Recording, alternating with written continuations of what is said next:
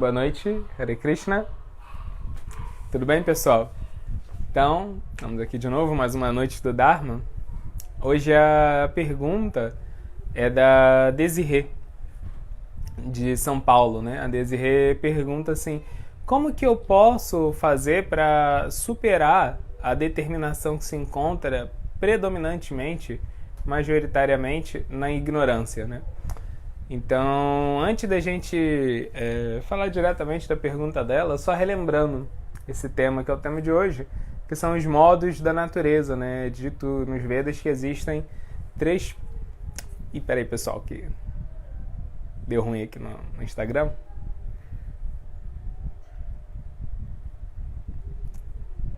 Estamos já tentando.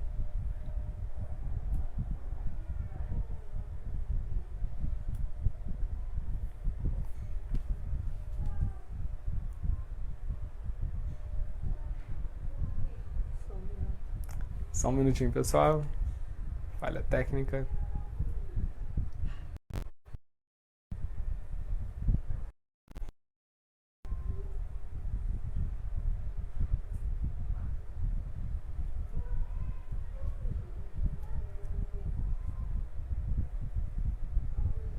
A internet, na verdade, tá bem instável, né? Então, até se der algum problema no som, vocês avisem a gente, porque...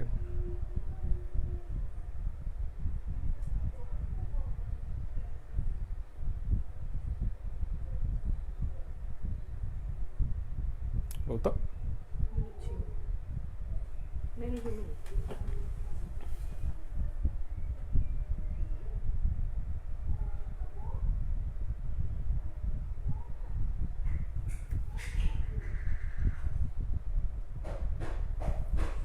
Começando. Então, recapitulando a pergunta, né, da Desirê, a pergunta era assim: como superar a influência, né, da determinação que se encontra majoritariamente na ignorância? Ou seja, eu estou determinado a fazer coisas que eu sei que eu não deveria fazer, né? Assim, eu não consigo, mesmo sabendo que eu devo fazer, eu não consigo ficar determinado a fazer o que é correto. Então, existe esse tema que são os três modos da natureza: ignorância, paixão e bondade. São um tema clássico dentro dos Vedas. E aí os Vedas vão falar que essas são as três energias materiais que assim afetam a nossa consciência nesse mundo. A ignorância vai sempre impelir a gente para letargia, né, para passividade, para falta de conhecimento, né? Essa é a característica da ignorância predominante, né? A paixão é o contrário. Enquanto a ignorância ela é passiva, ela faz com que você basicamente aceite a vida e que você não tenha planos, não tenha projetos, né? E assim, você só leve a vida sem muita autoconsciência, sem muito discernimento, né? E só aceitando aquilo que aparece e nem sabendo como superar seus próprios problemas. A paixão é diferente. A paixão ela é extremamente ativa. A paixão ela estimula na gente todo tipo de desejos, né? A gente nunca está satisfeito porque a gente acha que a gente só vai ser feliz quando eu satisfizer outro desejo. Aí quando você satisfaz esse desejo, aí vem mais um monte de desejos, né? Então quem está sob a influência da paixão está sempre ansioso para satisfazer os seus desejos e por causa disso leva uma vida que é predominantemente externa, né? Você não tem muita introspecção porque você está sempre projetando a sua necessidade de ser feliz em recompensas, em conquistas externas a você e por aí vai, né? Então isso é a paixão. E a paixão ela vai fazer basicamente com que você veja as pessoas ou como amigo ou como inimigo, né? Quem ajuda você a satisfazer seus próprios planos é o seu amigo e quem é um obstáculo para os seus próprios desejos egoístas se torna seu inimigo. Também uma característica da paixão é que quando você está sob a influência da paixão, você, assim, realmente está disposto a fazer qualquer coisa para ser bem sucedido, mesmo que para isso você tenha que passar por cima de princípios morais, né, de valores que você tenha. Então isso é a paixão. A paixão faz sempre com que você sofra, né? A palavra paixão significa sofrimento. Porque você está sempre sofrendo, preso a desejos, ações que você nunca sabe se vai conseguir realizar ou não, né? E por fim tem a bondade. A bondade ela é marcada por equanimidade, por harmonia, por equilíbrio, por pureza, discernimento, né? Na bondade você quer ser feliz, mas você quer ser feliz fazendo o que é correto, né? Mesmo que se você faz aquilo que é certo, aquilo que você deve fazer e você não tem nenhuma recompensa externa por causa disso, só o fato de você ter feito a coisa correta já deixa a sua consciência tranquila, já deixa você feliz, já é a recompensa em si. Então na bondade você passa a buscar a felicidade dentro de você mesmo, né? Na ignorância você nem busca a felicidade, você não, assim, não tem nem ânimo para nada, né? Na ignorância.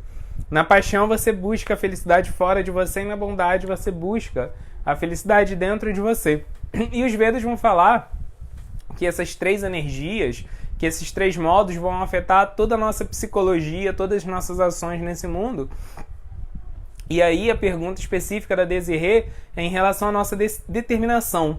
Né? Assim, eu sei que eu tenho que fazer algo, eu sei que tenho que mudar a minha vida, eu sei que eu tenho que tomar uma atitude para mudar algo que está errado na minha vida, mas a minha determinação está sofrendo a influência da ignorância. No sentido de que eu não consigo mudar meus hábitos, eu não consigo tomar uma decisão importante na minha vida, porque basicamente a minha determinação ela está tomada pela letargia e eu fico preso sem realmente fazer aquilo que eu preciso fazer, né? Mesmo que meu intelecto saiba o que ele precisa fazer, mesmo que eu tenha total consciência de qual é a coisa certa a ser feita, eu não consigo fazer uma mudança na minha vida por causa da ignorância. Então, como que a gente faz para livrar a nossa determinação da influência da ignorância? A resposta é bem simples. É só diminuir a quantidade da influência que a ignorância exerce sobre a gente, né? A gente vai ver Krishna falando, por exemplo, que quando a gente leva uma vida de acordo com o Dharma, todo o nosso corpo se torna purificado, todo o nosso corpo se torna atraído pelo modo da bondade, né? Então essas coisas acontecem, né? Como que Krishna também fala que os modos competem entre eles, disputam um espaço da nossa consciência entre eles. Então como que eu faço para poder ter menos influência da ignorância? O único jeito é ter mais influência da bondade, né? É assim que a gente rechaça, diminui a influência de ignorância e paixão, aumentando a influência da bondade. E esses modos, eles usam basicamente, essencialmente, tudo aquilo que existe na nossa vida para penetrar em nossa consciência, né? Então, nossa alimentação, nosso estilo de vida de uma forma geral, aquilo que a gente fala, aquilo que a gente ouve, aquilo que a gente lê, como a gente se relaciona com outras pessoas, com quais pessoas a gente vai querer se relacionar, qual tipo de trabalho a gente faz, qual ambiente a gente mora, né? Tudo isso vai aumentar a influência de um desses três modos na nossa vida. E a gente tem que aumentar a influência do modo da bondade, né? Então, uma coisa assim até interessante é que existem hábitos que nós vamos ter mais facilidade de implementar eles no modo da bondade do que outros hábitos, né? Então, por exemplo, se você tem muita dificuldade para trazer o modo da bondade para um aspecto específico da sua vida, às vezes, em vez de ficar dando assim murro em ponta de faca, de ficar tentando mudar aquele hábito de todas as formas, você pode fazer o contrário, você pode tornar o entorno favorável para você. Você pode pegar todos os outros hábitos que você não tem dificuldade em levar para o modo da bondade e começar com eles, porque fazendo isso você já vai estar aumentando a quantidade de bondade em você. E o que Krishna explica é que quanto mais influência de um modo específico a gente já tem, mais atraído por aquele próprio modo a gente vai estar. Ou seja, se a gente estiver predominantemente na ignorância, naturalmente a gente vai gostar de coisas que estão sob a influência da ignorância. Alimentação na ignorância, ambientes na ignorância, pessoas que também têm essa influência, a gente vai preferir a companhia delas, porque a gente vai pensar que elas não vão julgar a gente, já que elas também estão na mesma situação. Pessoas que estão predominantemente sob a influência da paixão, elas vão gostar de estar em ambientes opulentos, chiques, elas vão gostar de estar se relacionando com pessoas assim que são externamente bem-sucedidas e vai querer coisas caras, comidas sofisticadas. A atração dela é por essas coisas. E uma pessoa na bondade, ela naturalmente vai querer um local pacífico, agradável, sem brigas. É isso que ela vai querer, uma alimentação saudável, uma rotina calculada, acordar cedo. Essas coisas atraem uma pessoa que ela tem bondade nela, né? Então, a gente tem que aumentar a influência da bondade naquilo que a gente já tem mais facilidade. Isso naturalmente vai tornar o nosso próprio corpo e a nossa psique mais impactados pela bondade, mais bondade naturalmente a gente vai desejar, até que uma hora a nossa determinação naturalmente vai se focar na bondade, porque a nossa mente vai estar predominantemente na bondade, né? Então é isso. Essa, sim, é a resposta clássica, a resposta que a gente vai ver Krishna dando sobre esse tema. E por que é tão importante a gente ter uma determinação na bondade? Como que acontece a determinação na bondade? Determinação Bem, a gente já falou da determinação na ignorância, que não é determinação nenhuma, né? Determinação na ignorância, você está determinado a deixar a sua vida do mesmo jeito que ela já está. Determinação na paixão, você quer mudar a sua vida, você quer coisas novas, mas você faz isso sem muito discernimento, só basicamente sai assim, se atirando de forma impulsiva, sem calcular os riscos, sem calcular as consequências para você ou para os outros. E determinação na bondade é aquela que você quer sempre crescer, que você quer sempre melhorar, e você quer isso para o mundo, mas você faz isso com consciência, com autoconsciência. Então você corre riscos, você aceita riscos, né? Mas você faz isso tudo de forma calculada, prudente, né? Ponderada, sábia. Então, a gente só vai conseguir seguir o nosso Dharma de verdade se a gente estiver pronto a aceitar o fato de que a gente vai ter que lidar com mudanças na nossa vida, né? Que a gente não pode se acomodar, que a gente vai ter que estar sempre assim, tentando servir de uma forma melhor ao mundo, servir de uma forma melhor a Deus, e para isso a gente vai ter que se livrar das nossas próprias impurezas, vai ter que aceitar mudar na nossa personalidade, coisas que já estão consolidadas lá desde a nossa infância, até de outras vidas, né? Então esse papo de, eu sou assim mesmo, né? Uma pessoa que está seguindo o Dharma, ela não pode ter, não, ela tem que aceitar que ela tem que crescer, ela precisa mudar, né? Ela precisa avançar espiritualmente. Então ela precisa ter uma determinação na bondade, né? Ela precisa estar sempre progredindo, esse ímpeto de querer avançar, esse ímpeto de querer se tornar melhor, e ao mesmo tempo fazer isso de uma forma sustentável, né? O ponto da bondade é sustentabilidade. Então a bondade, ela é muito ativa, mas de forma cautelosa e de forma sustentável, nunca de forma imprudente, né? E aí é interessante que a gente pode pensar que só porque eu estou seguindo o Dharma, só porque eu estou seguindo um caminho espiritual, eu já superei a influência da ignorância, né? Ou pelo menos já superei predominantemente a influência do modo da ignorância. Mas Kapila Deva, que é o avatar de Krishna que veio ensinar a humanidade a separar, a discernir o que é matéria e o que é espírito, ele vai falar que não, ele vai falar que tem 81 formas de espiritualidade e que são assim materiais, 81 formas de espiritualidade que são influenciadas por esses modos da natureza que a gente já falou, inclusive pela ignorância. Então a gente pode fazer tudo aquilo que se espera que um espiritualista faça, a gente pode seguir o caminho do Dharma, mas ainda assim influenciado pela ignorância. Então essa é uma questão interessante da gente observar se a nossa prática da vida espiritual, se a nossa relação com Deus, se o nosso ímpeto de seguir o Dharma está sendo influenciado pela ignorância. E a ignorância, ela tem 3 características básicas, né? A ignorância, ela é marcada pela falta de conhecimento, ela é marcada pela letargia e ela é marcada pela apatia. Então a gente tem que diagnosticar se a gente sofre de um desses 3 itens na nossa vida espiritual, né? Então, assim, falta de conhecimento. Você pode estar realmente praticando vida espiritual, você pode, por exemplo, estar praticando Bhakti, né, o processo de desenvolver devoção por Deus, mas influenciado, né, pela ignorância, de uma forma que você não tem conhecimento sério sobre aquilo que você está praticando, né? Por exemplo, uma vez Prabhupada estava ensinando o mantra Hare Krishna para um grupo de jovens, né? E aí, em Nova York, e aí um discípulo falou para Prabhupada, toda vez que eu canto Hare Krishna, eu vejo várias luzes, né? Assim, né? Como se fosse uma coisa incrível. E aí Prabhupada foi falar assim, canta mais um pouco que isso passa, né? Então, assim, o jovem achou que, poxa, eu tô tendo uma experiência transcendental, tô vendo luzes. Mas Prabhupada entendia que isso não tem nada a ver com espiritualidade. Você vê uma luz, caramba, isso aí você pode ficar de frente assim com uma placa de neon, você vai ficar vendo um monte de luz piscando. Isso não quer dizer que nada você se tornou uma pessoa melhor, né? O sintoma, assim, né, do êxtase espiritual é que você se torna uma pessoa mais pacífica, mais sóbria, com mais vontade de servir o mundo, né, com mais discernimento, com mais devoção a Deus. Não que você está vendo uma luz, que você experimentou qualquer coisa, isso aí você pode tomar uma LSD e sentir, né? Provavelmente esse jovem que falou isso para Prabhupada, ele era, como os primeiros discípulos de Prabhupada eram ex-hippies, esse cara provavelmente era um hippie que tinha tomado um monte de droga e ainda estava experimentando alguns efeitos, né? Então o Prabhupada falou para ele, sai dessa, ficar achando que vida espiritual é você ficar experimentando um monte de sensação. E tem muitas pessoas pensam isso, né? Elas querem praticar a vida espiritual e tem um monte assim de sensação, cantar um mantra, ler um texto e achar que vão ver uma coisa incrível, que vão sentir algo. Mas essa coisa de sentir, assim, é uma coisa muito superficial, né? Assim, sentir, mas sentir isso vai mudar você em quê, né?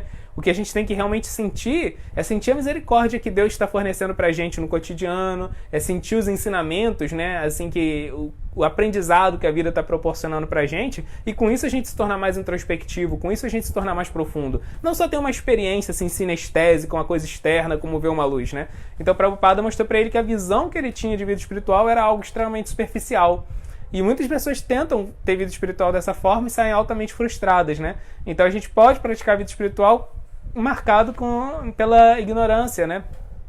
É muito comum, por exemplo, a gente vê Krishna falando muitas vezes na Bhagavad Gita sobre o valor da renúncia, né? E aí a gente vai ver pessoas que tentaram seguir o Bhagavad Gita, mas entenderam renúncia numa visão totalmente inadequada, totalmente equivocada, né? Não entenderam a verdadeira interpretação que Krishna dava para a renúncia, porque Krishna, quando fala de renúncia, ele está falando de basicamente você renunciar ao seu egoísmo, né? Não usar a matéria unicamente para sua própria satisfação pessoal, mas usar a matéria para o propósito pelo qual ela foi criada. Então, isso é o conceito de sannyasa, de renúncia que Krishna transmite na Bhagavad Gita, mas muitas pessoas que tentaram seguir Bhagavad Gita entenderam o contrário, que renúncia significava abrir mão da matéria, não ter nenhuma relação com a matéria, e por causa disso fizeram austeridade, renúncia, que era totalmente inútil, não foi nem bom para elas. No final, essa austeridade acabou sendo um tipo de repressão, e Krishna mesmo fala no 3º capítulo da Bhagavad Gita que a repressão não leva a nada, né? Então as pessoas assim praticaram uma renúncia que contradiz o próprio espírito da Bhagavad Gita, às vezes trataram mal assim próprios pais, parentes, né? Assim, conhecemos casos de pessoas que abandonaram filhos, assim, ainda crianças, para praticar essa renúncia da Bhagavad Gita, e não é a renúncia que Krishna está ensinando na Bhagavad Gita, o que ele está explicando é outra coisa. Ou seja, a pessoa estava realmente dedicada a uma prática espiritual, mas uma prática espiritual que não era balizada pelo conhecimento, né? Inclusive, Bhaktivinoda, assim, que foi o grande mestre espiritual da Índia no século XIX, ele vai apontar 13 concepções errôneas sobre o Dharma, né? Que ele chama de apasampradayas. E ele fala que o que pode destruir, o que pode levar ao fim do conhecimento espiritual nesse mundo é justamente as pessoas tentarem seguir o Dharma, mas com essas interpretações errôneas, né? Uma delas, por exemplo, se chama Sahaja. Então, Sahaja é a ideia de que, porque eu estou praticando a vida espiritual, eu já posso me comportar como se eu fosse uma alma pura, uma alma que está no mundo espiritual, né? Então as pessoas elas acabam se tornando extremamente sentimentalistas, né? E não entendem as coisas práticas da vida espiritual, não entendem como praticar o Dharma nas questões do cotidiano, porque elas ficam assim com a cabeça nas nuvens. Então isso é um equívoco marcado pela falta de conhecimento, né?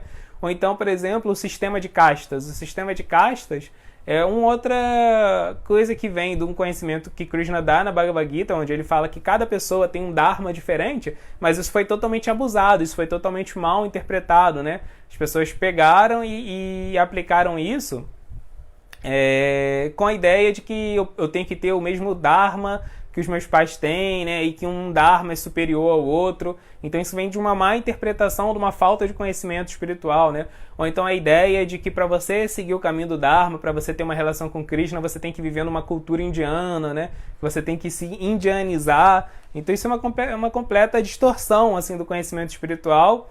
E seguir o Dharma, mas com todos esses equívocos, seguir o Dharma com compreensões assim mitológicas, baseadas nesses enganos, muitas vezes seguindo uma prática que é só cultural, mas que não tem nada de espiritual, isso é seguir o Dharma marcado pela ignorância, né? Se a gente faz isso, a gente não vai conseguir se libertar dessa influência do modo da ignorância.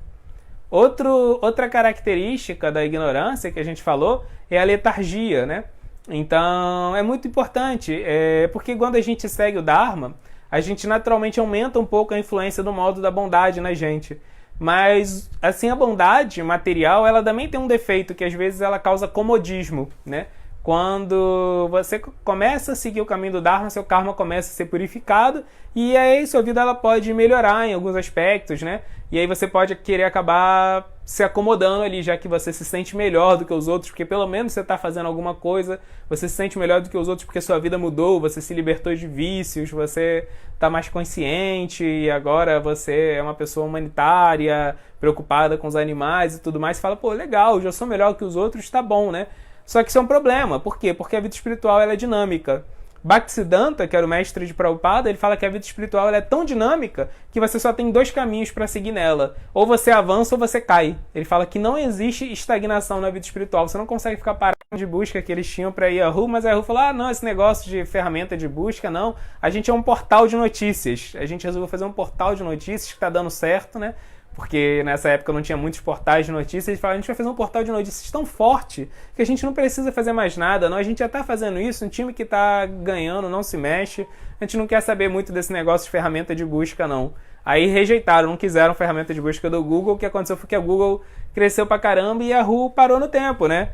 E aí no final a Yahoo depois tentou fazer uma ferramenta de busca que não deu muito certo. Então eles assim, podiam ter comprado por míseros $1 milhão, assim, que era uma bagatela, era quase nada o Google, e porque não quiseram, porque já estavam satisfeitozinhos assim com ser um portal de notícias, eles foram assim simplesmente passados para trás, né? Tem outras assim, empresas que mais tem, né? A Kodak também, né? Também da minha infância, eu lembro dela, que era de fotografia, né? A Kodak foi a empresa que criou as máquinas de tirar foto digitais, né? E aí eles falaram, não, mas isso aqui não pouca gente vai usar esse negócio, melhor a gente continuar investindo nas fotografias analógicas, isso que é o futuro mesmo, né? Manter aqui onde a gente já está mesmo, né? Que esse mercado muito popular. E aí o que aconteceu foi que depois outras empresas desenvolveram máquinas, câmeras digitais, todo mundo migrou para as câmeras digitais e a Kodak perdeu o bonde do tempo, acabou falindo. Então imagina isso, eles tinham tudo para poder ter assim, um monopólio, até se eles quisessem, dessa mídia, mas perderam isso porque, não, tudo bem, a gente já fez uma coisa, né? Então essa sensação, né, de eu já fiz alguma coisa, de eu ficar parado aqui, tem muitos exemplos, né? Nos Estados Unidos, a malha ferroviária ela era muito forte. Na época do Faroeste, né, o pessoal desenvolveu muitas ferrovias. E aí depois, quando o mercado automobilístico começou a ser desenvolvido, ofereceram para os grandes barões da indústria ferroviária, deles serem os primeiros investidores na indústria automobilística, eles falaram, não, tá bom, a gente está aqui onde a gente está, né? E no final muitos deles faliram e podiam ter ficado mais ricos ainda. Né? Então é isso, a gente vê exemplos claros nesse mundo de empresas, de pessoas que tinham tudo para dar mais certo, já eram bem-sucedidos, podiam ser muito mais bem-sucedidos, né? Não é que eles não eram bem-sucedidos, eles já eram bem-sucedidos, podiam se tornar mais bem-sucedidos, mas ficaram com medo de correr riscos. E esse medo, no final, fez com que não só eles deixassem de ganhar mais coisas, como eles perdessem aquilo que eles já tinham, né? Isso aconteceu com grandes impérios, por exemplo, o Império Aquemênida, né, que foi o primeiro grande império persa, que foi começado por Ciro o Grande, né? Ele foi o maior, assim, em termos populacionais, ele foi o maior império que já existiu na história, nunca teve outro império igual. Ele tinha 44% da população do mundo englobado dentro dele.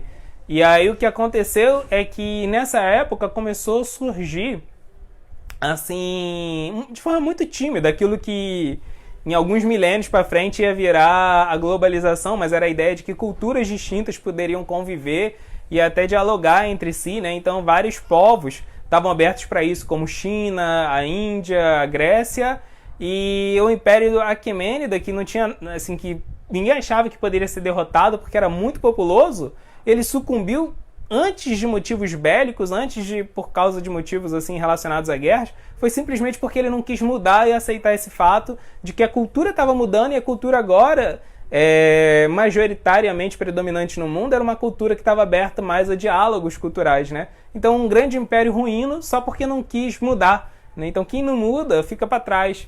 E aí a gente vai ver nos Vedas a história de muitos sábios assim, que aceitaram mudar, aceitaram crescer, aceitaram novos desafios, mesmo se tornando idosos, né? A gente vai ver, por exemplo, o caso de Sarvabhauma Bhattacharya. Sarvabhauma Bhattacharya, ele era o maior erudito de toda a Índia na época dele, né? Mais ou menos no final do século XV, começo do século XVI, onde ele viveu.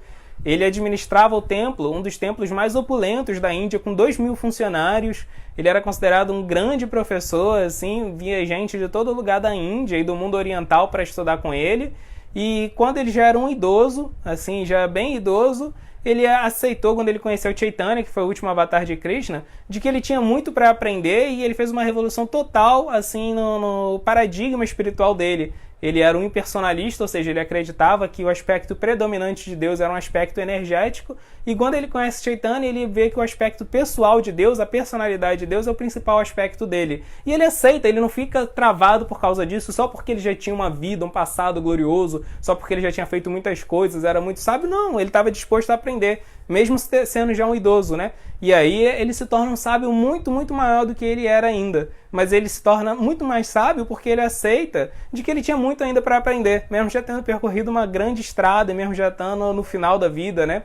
Ou então Krishnadasa Kaviraja, esse aí ele é muito idoso mesmo, o corpo dele já estava praticamente deixando de funcionar, e aí os devotos pedem para ele escreverem a biografia de Chaitanya, acham que ele é a pessoa mais qualificada para isso. E ele fala, caramba, na minha idade, escrever um livro com essa magnitude é loucura.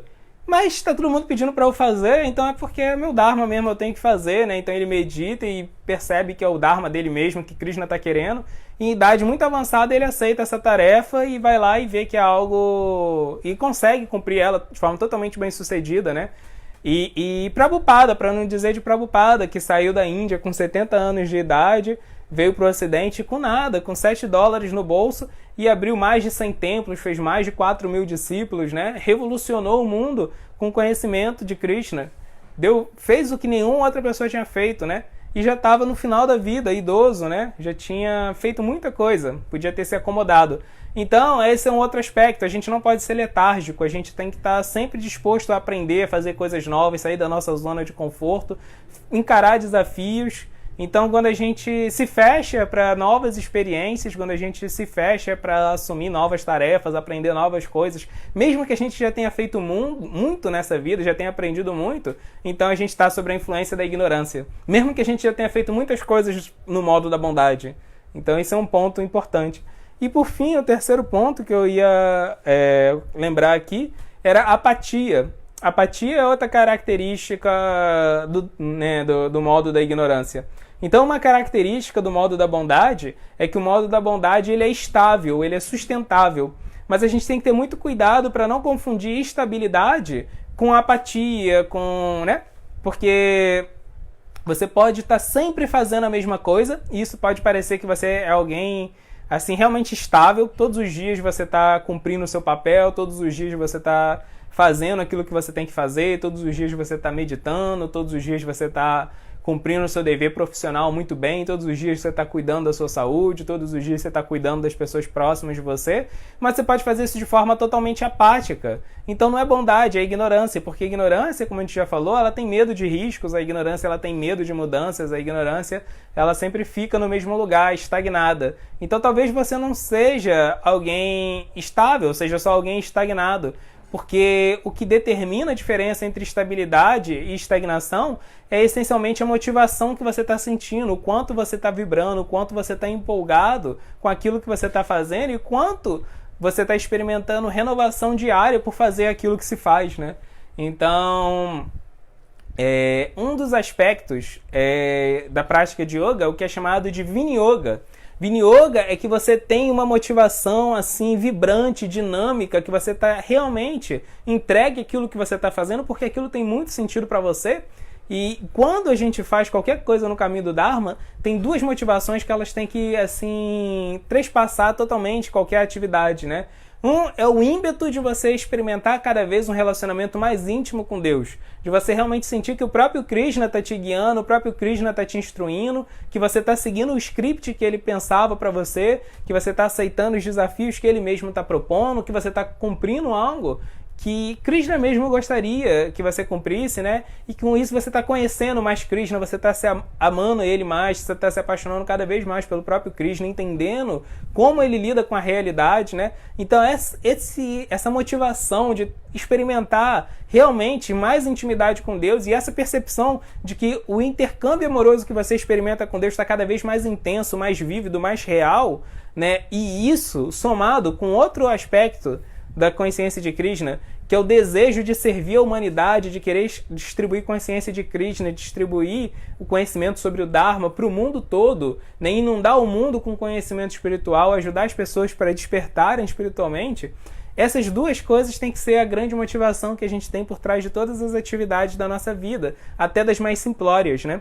Então, mesmo quando a gente está fazendo coisas banais, essas sensações, esses sentimentos, eles têm que aparecer, né? E aí a gente pode usar assim a motivação que a gente tem como termômetro para medir a qualidade da nossa vida espiritual, a quantidade de bondade que a gente está experimentando e o oposto disso, né? O quão preso pela ignorância nós estamos, né? Se essa sensação vívida de querer crescer na nossa relação com Krishna e querer crescer no nosso papel de ajudar esse mundo a conhecer Krishna,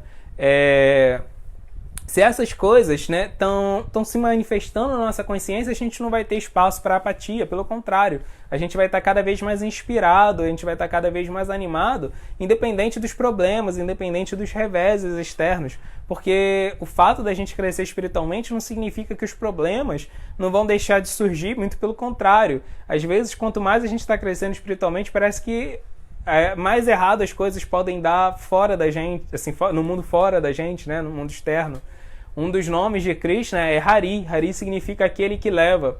Então, às vezes, quando a gente está experimentando um momento de crescimento pessoal, de crescimento espiritual, parece que Krishna pessoalmente vai retirando várias facilidades que a gente tem na nossa vida para justamente a gente ficar mais dependente dele, mais apegado a ele, mais disposto a justamente aceitar essas mudanças, mais disposto a aceitar, dar esse salto de fé e encarar coisas novas na nossa vida e sair dessa letargia da ignorância. Né? Prabhupada tem um momento muito interessante da vida dele, que é quando assim, a indústria farmacêutica que ele tinha vai à falência, quando alguns parentes dele estão assim, ignorando ele já está um pouco mais velho, né? E assim os parentes perdem interesse nele, os filhos dele perdem. Às vezes acontece isso, né? Assim, os filhos perdem interesse nos pais quando os pais estão mais velhos. E aí parece que ele está ficando obsoleto assim, para o mundo. E aí tem um poema que ele escreve em Vrindavana que é muito interessante, que ele fala, caramba, Krishna, eu perdi tudo agora e eu tô feliz, né? Ele fala que agora eu vejo que todas essas coisas que eu perdi, na verdade, elas eram só uma lista de nomes, né? Eram só coisas materiais que uma hora ele ia perder mesmo. E nessa hora ele sente muita paz de espírito, porque ele vê que agora ele estava livre para cumprir a missão da vida dele, que era vir para o Ocidente e trazer consciência de Krishna para o mundo ocidental, apresentar a mensagem da Bhagavad Gita para o Ocidente, e isso era algo que ele não faria com todas aquelas amarras materiais, né? Então é isso, a gente tem que estar disposto à renovação, a aceitar mudanças, a aceitar novas fases na nossa vida e estar sempre empolgado, entusiasmado e fazer tudo isso com conhecimento, porque se a gente está empolgado, se a gente está aceitando mudanças, mas sem conhecimento, é isso a paixão. E a característica da paixão é que tudo aquilo que começa na paixão acaba na paixão, não é sustentável, né? Então é isso. E qual é a paixão? Ela é extremamente criativa, ela cria coisas, mas ela não mantém nada. A bondade não, a bondade ela é mantenedora. Aquilo que é feito na bondade, aquilo frutifica, aquilo vai trazer frutos para o futuro, e tudo aquilo que é feito na ignorância é destrutivo. Então você ficar na mesma, você ficar sob a influência da letargia, da apatia, da falta de conhecimento, isso vai ser não só destrutivo para você, como vai ser destrutivo para aqueles que estão ao seu redor, que convivem com você, né? Então a gente tem que realmente sair da influência da ignorância, evitando essas três coisas, e para isso a gente precisa buscar a bondade. Então é isso, pessoal. Se tiverem perguntas... Tem uma pergunta aqui da Patrícia. Boa noite, Patrícia. Todas as entidades vivas estão sob a ação dos gunas. Ontem você falou dos animais. Os vegetais também são? Por isso, alguns não devemos comer, pois podem afetar nossa consciência, né? Exatamente isso. Por exemplo, alho e cebola são alimentos que são vegetais que estão predominantemente sob a influência da ignorância, né? Alho e cebola, eles têm um papel muito interessante, que eles são filtros do solo. Ou seja, se tem impurezas no solo, se tem agrotóxico no solo, se tem algum tipo de contaminação no solo, o alho e a cebola, eles filtram tudo isso para eles sugam isso para eles, né? Então, eles são bons porque eles são ótimos, né? Porque eles ajudam a atrair justamente o modo da ignorância. Coisas no modo da ignorância eles atraem para eles, mas eles se tornam saturados da ignorância. Por isso que existem ótimos remédios feitos à base de alho e de cebola. O uso terapêutico do alho e de cebola é ótimo, porque o alho e a cebola eles vão assim, atrair elementos que sejam tamássicos, elementos que estejam relacionados ao modo da ignorância que está no nosso próprio organismo. Agora, você usar isso para consumir, né, como alimentação, não, porque isso vai afetar a sua consciência, vai botar a sua consciência sobre a influência da ignorância, né? Paixão, por exemplo, é encontrado em alimentos como pimenta. Pimenta é altamente paixão, né? Estimula nossos sentidos, faz com que a gente fique agitado. E tem alimentos que estão sobre a influência da bondade, tipo o abacate. Abacate, para mim, é bondade pura, né? Krishna descreve na Bhagavad Gita que um alimento na bondade ele é gorduroso, né? Mas assim, gordura boa, né? Gorduroso, que ele é saboroso e que ele é saudável. Abacate, assim, pra mim, abacate e adocicado. O Krishna ia falar, pô, é abacate ele mesmo. A Devadara tá falando aqui do coco, que ela é de uma dinastia do coco. A família dela toda produz óleo de coco. Eles são, assim, conhecem muito bem os efeitos terapêuticos do coco e com certeza, coco é outro alimento na bondade, é tudo isso também, né? Então é isso, pessoal. Tem mais alguma pergunta? Posso fazer uma pergunta, então?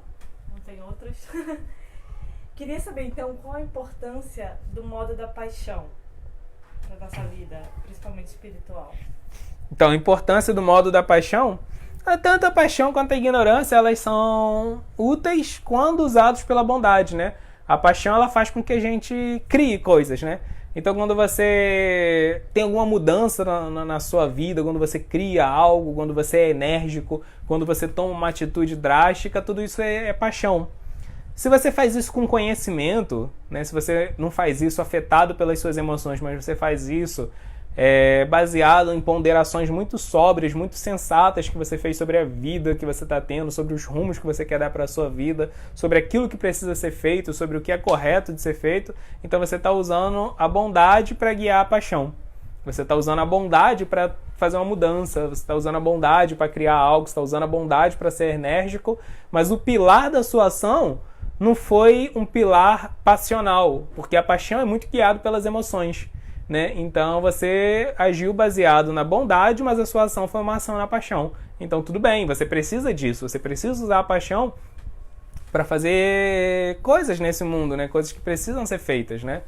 Então, por exemplo, quando o Prabhupada cria ISKCON, tem grande paixão aí, né? Imagina, porque estava começando um projeto assim muito grande, né? Esse tipo de coisa, né? Quando você vê uma injustiça, então assim, usar a paixão para poder combater aquela injustiça, se você entende que aquilo é injustiça mesmo, se você ponderou isso baseado no conhecimento, tudo bem, você está usando a bondade para poder fazer uma coisa na paixão. Se você só tenta sair dando uma de justiceiro por aí, sem pensar direito, aí você está fazendo a mesma ação, só que baseado na paixão. Aí é totalmente errado, né?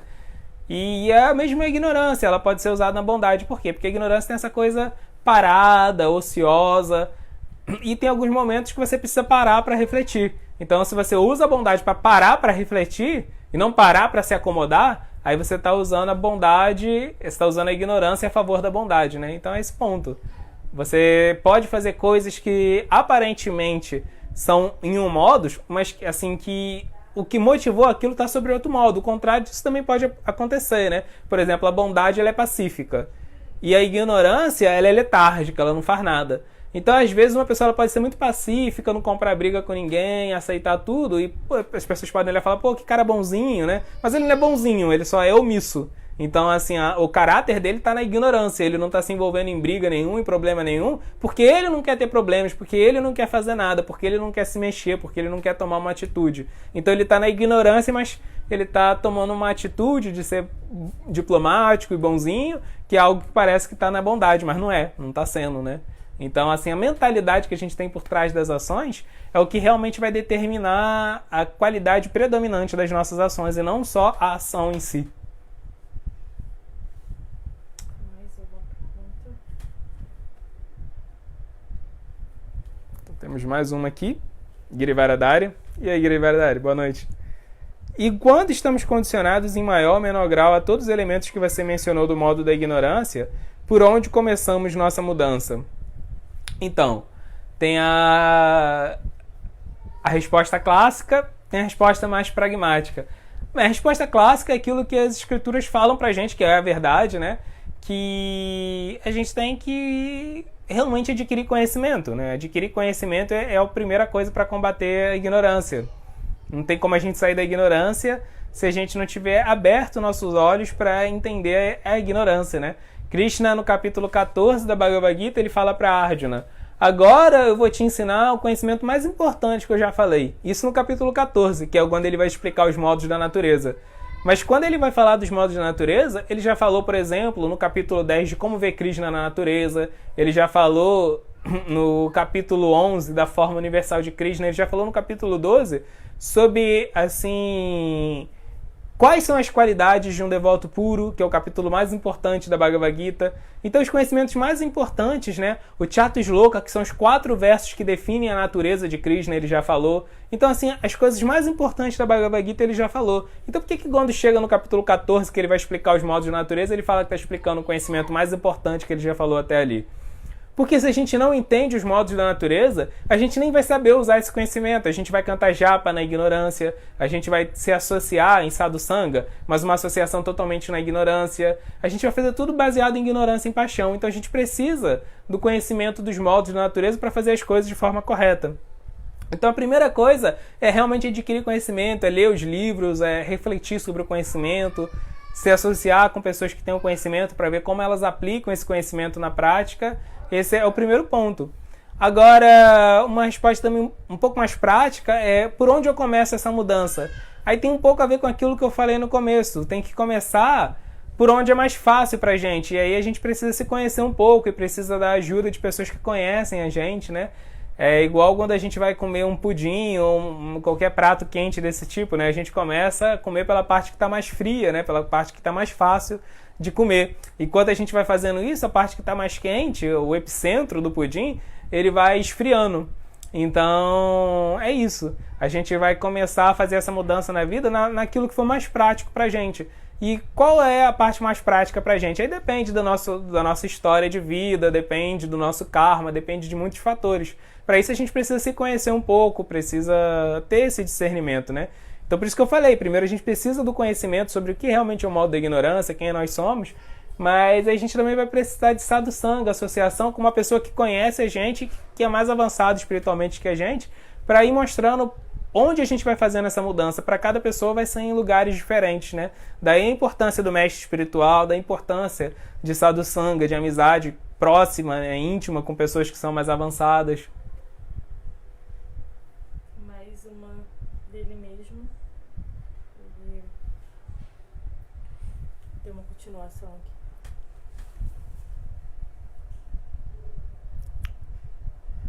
Ah, tá. Tem a continuação da pergunta do Girivaradari. Mesmo já tendo um sadhana estabelecido, mas estando na influência do modo da ignorância, por onde começamos nossa mudança? Seria o cultivo de conhecimento? Então, eu já tinha falado um pouco sobre isso. Agora tem um outro ponto também que eu lembrei agora, né? Rupa Goswami vai falar que assim, um dos pré-requisitos da vida espiritual é o tsarra, né? Você está entusiasmado. Então, a ignorância ela é muito marcada por isso, pela falta de entusiasmo. A gente precisa estar entusiasmado para a gente sair da ignorância. E como que a gente adquire entusiasmo? A gente adquire entusiasmo de verdade associado com pessoas que também estão entusiasmados, né? Então você precisa viver, precisa conviver, precisa fazer serviço devocional, precisa compartilhar o seu sadhana, precisa compartilhar a sua vida com pessoas que elas estão realmente dinâmicas, assim, cheias de planos, de projetos e que estejam sob a influência da bondade. Porque a gente vai ver Vishwanatha Chakravarti falando do Palgutsara. Palgutsara é o falso entusiasmo, que é o entusiasmo que nasce da paixão. É aquele entusiasmo que você realmente acha que você já é incrível, que você não vai ter problemas, que agora a sua vida mudou porque você tem conhecimento espiritual, que é aquele entusiasmo que uma pessoa principiante, né, no caminho do Dharma, ela vai experimentar. Ela vai achar que, bem, agora minha vida mudou, tudo vai dar certo, e quando a primeira coisa dá errado, ela fica decepcionada, frustrada, resolve largar tudo. A gente conhece muitos exemplos disso, já convivemos com muita gente que acontece isso, né? Todo mundo experimenta esse primeiro entusiasmo, mas que no começo é só fogo de palha mesmo. Então a gente precisa ter entusiasmo, mas entusiasmo pautado na bondade, né? Que é o entusiasmo de entender que Krishna está sempre amparando a gente, mesmo por trás das nossas frustrações, por trás dos nossos problemas. Existe o dedinho de Krishna ensinando a gente, guiando a nossa vida, né? Então a gente tem que entender, quando tem algum problema, que isso às vezes é Krishna querendo causar uma mudança na nossa vida. Então a gente precisa conviver com pessoas que já passaram por várias experiências dessa e ainda seguem firmes, ainda seguem fortes, né? Pessoas que realmente são sólidas. E o entusiasmo dessas pessoas, aí esse sim é um entusiasmo verdadeiramente contagiante, né? Então a gente tem que viver com essas pessoas. A gente vai conseguir pegar o entusiasmo delas e isso vai tirar a gente da ignorância também. Tem algumas outras aqui. Passatempos de Krishna. Legal o nome. O que devemos fazer quando vemos pessoas que amamos sob a influência pesada da ignorância? Obrigada. Todo mundo já passou por esse tipo de situação. Então é isso. Tem duas coisas que a gente pode fazer. Primeiro, tem duas coisas que a gente tem que fazer. Primeiro, a gente tem que ver se a gente consegue dar a nossa associação para essa pessoa sem ser afetado pela ignorância que está afetando ela, né? Porque aí a gente precisa ter mais bondade do que essa pessoa tem de ignorância. Se a gente tem mais bondade do que ela tem de ignorância, aí a gente vai para a próxima parte, que a gente vai tentar dar mais extensivamente, de uma forma mais forte, nossa associação para ela, tentar influenciar a vida dela, né? Para isso, às vezes, a gente vai ter que falar pesado, mostrar os erros dela mesmo, mostrar que ela está errada. Às vezes a gente vai ter que fazer o contrário disso e só ouvir com empatia ela, para poder criar um vínculo emocional mais forte com ela ver que a gente está do lado dela. Aí a gente vai ter que usar alguma estratégia. Se a gente estiver na bondade, a gente vai saber como agir, né? Agora, se a gente vê que se a quantidade de ignorância que influencia aquela pessoa é maior do que a quantidade de influência da bondade que eu tenho, se assim o meu patamar de bondade ainda é muito frágil, então não tem como eu dar associação para essa pessoa, não tem como eu influenciar ela sem ser mais influenciado por ela. A gente já viu muitos exemplos disso, de pessoas que começaram a seguir o caminho do Dharma, começaram a seguir uma vida espiritual e acabaram parando por causa dos filhos, dos pais, da esposa, dos amigos, né, do marido. Isso acontece, né? Então, a gente tem que ter cuidado para acabar não cedendo em momentos onde a gente não deveria ceder, não ser influenciado por quem a gente deveria estar influenciando. Então, quando a gente está nessa plataforma que a gente não é capaz de influenciar e que a gente ainda é influenciável, então é o momento de você buscar mais introspecção, é o momento de você, mesmo sofrendo, vendo a outra pessoa estar sob a influência de ignorância pesada, a gente tem que primeiro se fortalecer, a gente tem que buscar desenvolver bondade na gente, né? E não tentar se envolver muito com isso, porque a gente não vai conseguir nem ajudar a pessoa e vai acabar se atrapalhando. O meu mestre espiritual, ele sempre dá um exemplo de que quando você está viajando num avião, tem aquele anúncio de que se tiver qualquer problema e cair as máscaras de oxigenação, você tem que botar primeiro em você para depois botar na pessoa que está do lado. Porque se você tenta botar primeiro na pessoa, você pode desmaiar e você nem vai ajudar a pessoa, nem vai ficar saudável, nem vai se ajudar, né? Então a gente tem que ver isso. Primeiro tem que discernir, será que eu consigo afetar a vida dela sem ser afetado? E se a gente consegue, aí a gente tem que criar uma estratégia para isso, né?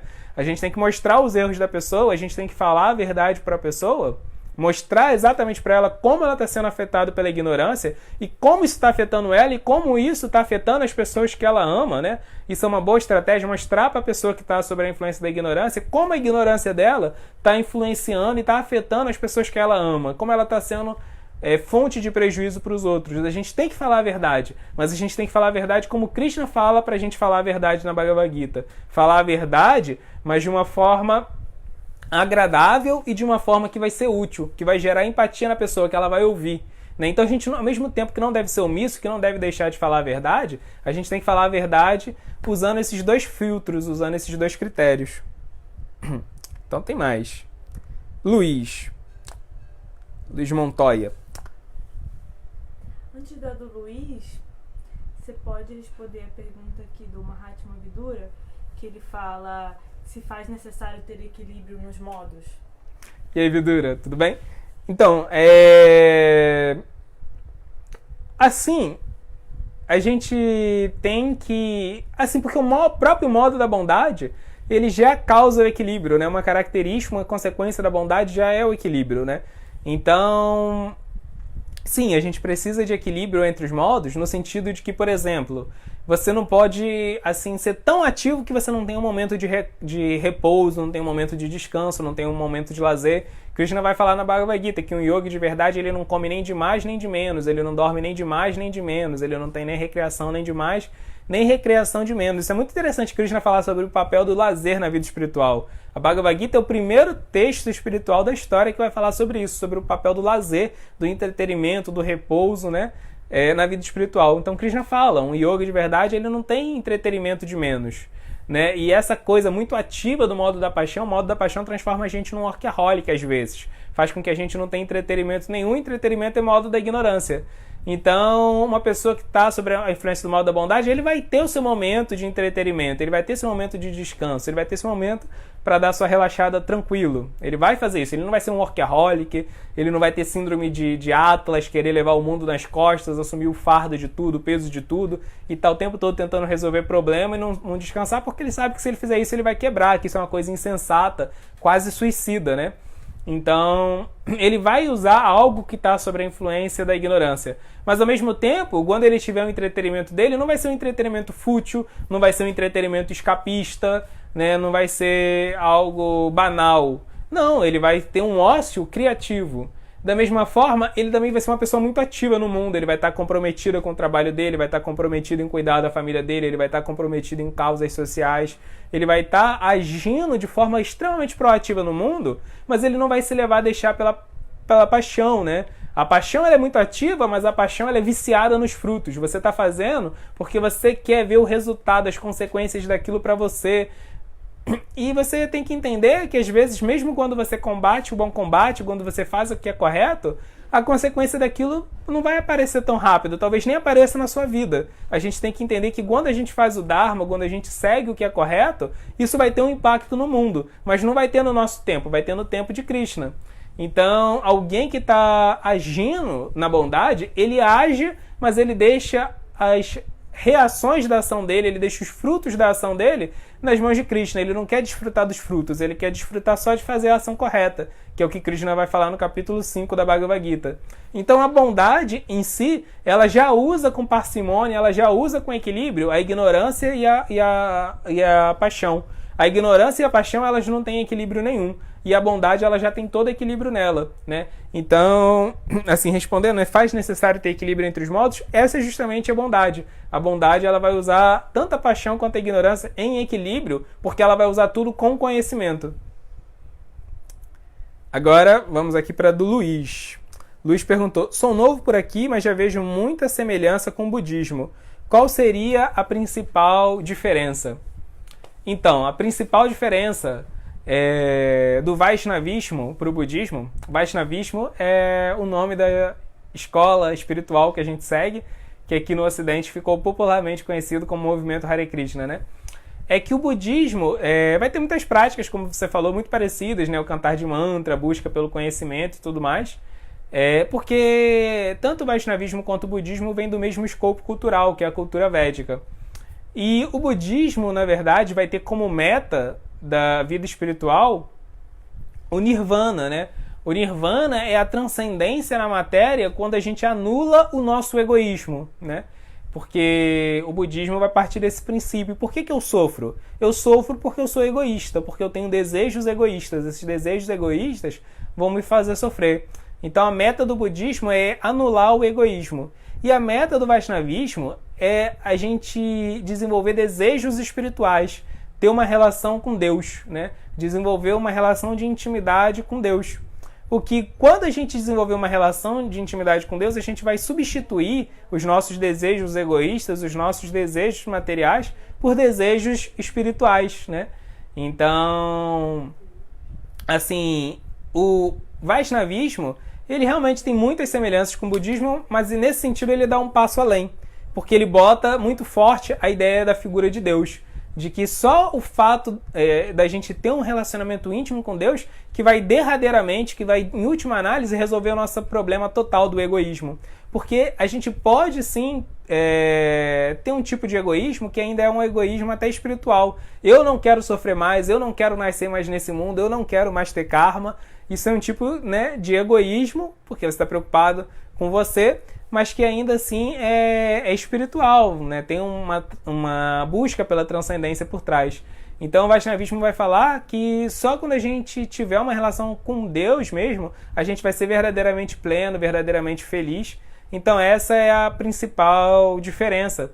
Mas Krishna fala no começo do capítulo 12 da Bhagavad Gita que esses caminhos espirituais impersonalistas, ou seja, caminhos espirituais que não levam em consideração a imagem, a figura de Deus, né, que é o caso, por exemplo, do Advaita Vedanta ou do budismo, ele fala que eles também levam a pessoa a adquirir equanimidade, ele também leva a pessoa a adquirir ganhos espirituais, mas Krishna fala, mas vai ser muito mais demorado. Por quê? Porque você não vai ter o próprio Deus ali do teu lado te ajudando. Quer dizer, não é que Deus não vai estar do seu lado, ele está te ajudando com certeza, mas você não vai estar pedindo essa ajuda para Deus, você meio que vai estar contando com você mesmo, você vai estar contando com a sua austeridade, você vai estar contando com a sua aquisição de conhecimento, com a sua renúncia, você vai estar contando com essas coisas, né?